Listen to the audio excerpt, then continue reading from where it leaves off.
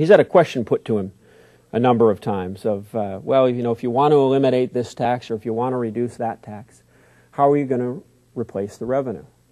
Well, again, I get back to it, and it's why I didn't want to go too far with the analogy, but it's why I started with the Alex P. Keaton and the idea that, you know, conservatives, maybe from birth, just have a different mindset.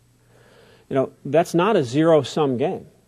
If we lower taxes and increase investment in our state and grow jobs and develop businesses and allow those businesses who are here to thrive and attract new businesses to come on in, our revenues actually go up.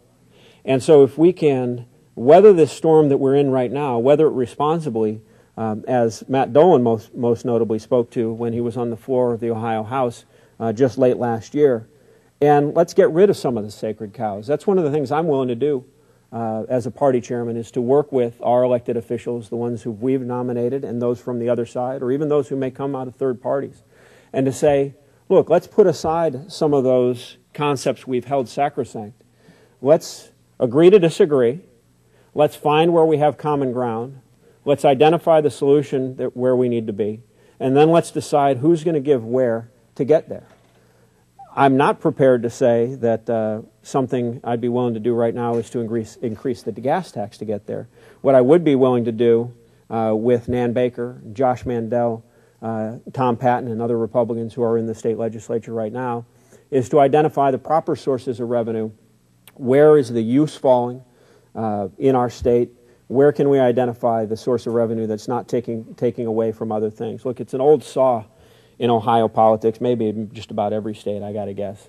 You know, what is it, Matt? Over 80%, 90% of what we spend is to educate, medicate, or incarcerate. Well, what we constantly hear coming back at us on that, it's said with this, you know, throwing up of the hands. You know, what can we do about the costs of prisons and the costs of criminal justice? You know, our court system here in the county is our #1 expenditure for local tax dollars. We have to do something about crime, and we want to keep crime well. We need to punish offenders, is the prevailing belief. In terms of Medicaid, I've talked enough, I think, already about the medical entitlements and national health care proposals in the current plan. And educate, I talked quite a bit about education reform.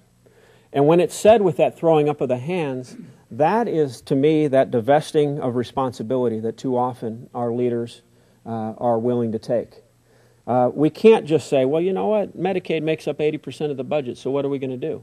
Well, let's talk with someone like Paul Ryan about what we can do about that by 2030 and by 2050 and by 2080.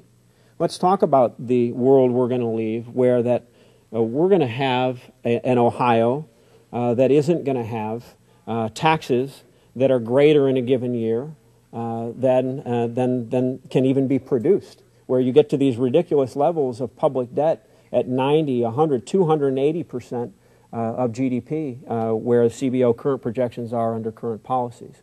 So I know it's a long-winded answer to a very concise question, but that's what politicians sometimes do.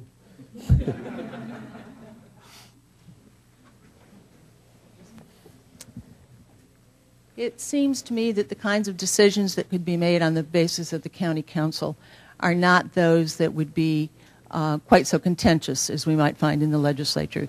They're really less in the way of legislation than they are in the way of programming and paying contracts. Mm-hmm.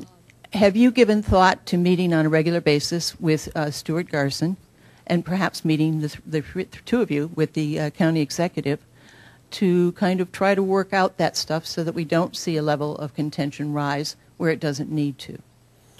Well, Patton, thank you for the question. It's an interesting one. I would welcome meeting with Chairman Garson really on just about any issue and discussing what we can do to work together while knowing that we need to challenge each other and our candidates vie competitively for seats in public office. It's why I threw out earlier in my talk the discussion. We're both attorneys, Stuart Garson and I, to work with the Bar Association on what are those proposals we can do within current law to encourage higher quality candidates for judge, to better keep track of how our judges are performing and make them even more accountable to the legal community and the broader community. Now, look, our county council candidates, kind of like the way I've worked in past years with our state legislative candidates and even members of Congress, they're the people who are elected. They're the people who need to be empowered to go forward and make policy.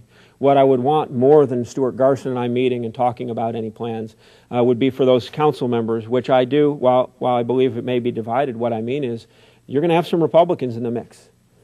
I feel very strongly you may very likely have a Republican county executive in Matt Dolan. You're going to likely have some Democrats who are going to win seats on this county council. For at least 2 years, you're going to have a Democratic county prosecutor.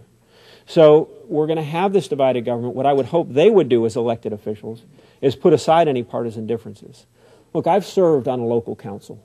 Rocky River is a little smaller than the whole county, but the role is much the same. And there are a few things that a council member needs to do. A watchdog of the purse, and a watchdog on appointments that county executive is going to make. A true involvement in that process. And then the review process that I referred to before, being involved in setting up our charter review process.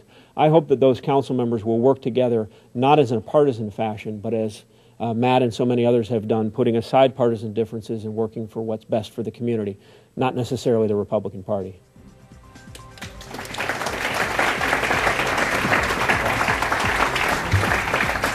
Did I leave that?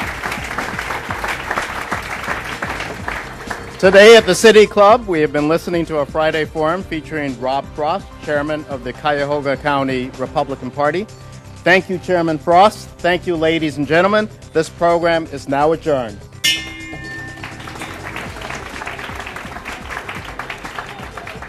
For information on upcoming speakers or for podcasts of the City Club, go to cityclub.org.